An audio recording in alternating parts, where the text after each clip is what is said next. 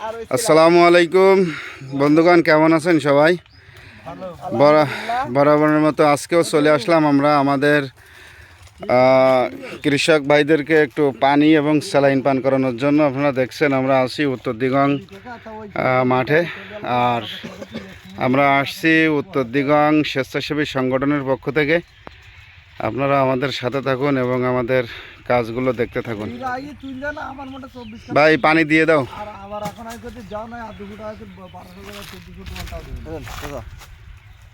একটা করে পানি আর একটা করে স্যালাইন দিয়ে দাও। পানিটা গরম হয়ে গিয়ে দেখতেছি মাথায় কিনে কয় কিলো হিডিয়ে আজ বুঝতে পারছেন? হ্যাঁ সে তো জানি। আসেন সবাই, জানাবি বলো।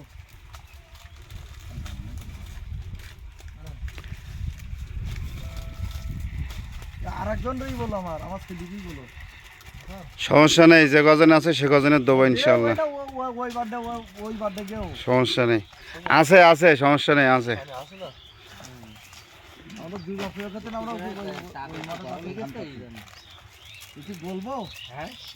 আমরা গুলি দেবো দোস্ত।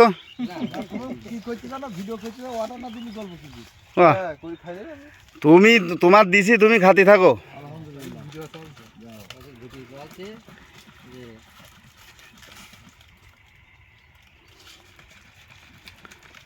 তোমায় কি সাথে কষ্ট যেন বেশি, আমায় কি হচ্ছে?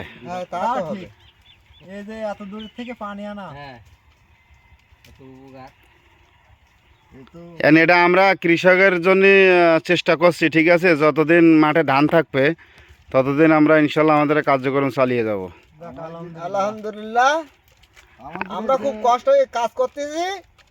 পানির রোদি আমরা মানে কাজ করতে পারছি না, খুব আমাদের কষ্ট হইতেছে। এই পানিটা খালি আমাদের খুব ভালো হবে ইনশাল্লাহ। শরীরে একটা এনার্জি ফিরে আসবে অন্যরকম, নাকি? হ্যাঁ, আমরা 2 ঘন্টা বেশি করে কাজ করতে পারবো। এই যেটুকু আমরা পাইছি এতে খুব ভালো কাজ হবে। প্রচুর রৌদ্র দেখেন, তীব্র তাপ। আসলে দেখতে গেলেও যেন একটু ভয় করে রোদের দিক তাকাইলে। বর্তমান 38 ডিগ্রি চলছে।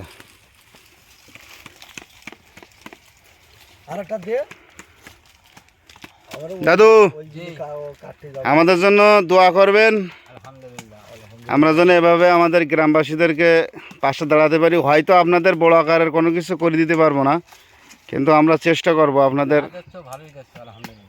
এখন আমাদের সংগঠন তো এখনো অতটা অর্থ আমাদের নাই আর কি, তাই না? হয়ে যাবে।